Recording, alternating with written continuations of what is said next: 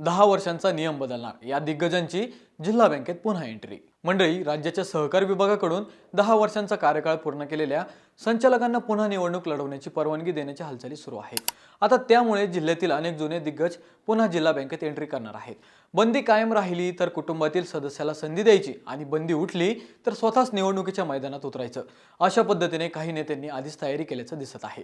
आता सहकार विभागाचा निर्णय त्यांच्या बाजूने गेला तर चंद्रशेखर घुले स्वतः निवडणुकीच्या मैदानात उतरू शकतात। आता माजी मंत्री शंकरराव गडाख हे देखील 10 वर्षे संचालक राहिले आहेत आणि त्यांच्या नावाने ठराव सुद्धा आहे।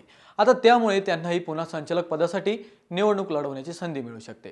याशिवाय माधवराव कानवडे, अमोल राळेभात, आमदार मोनिका राजळे, आशुतोष काळे, विवेक कोल्हे, अण्णासाहेब म्हस्के, राहुल जगताप, भानुदास मुरकुटे, अमित भांगरे आणि मधुकर नवले यांच्यासारख्या जुन्या आणि प्रमुख नेत्यांच्या नावांचीही चर्चा आहे।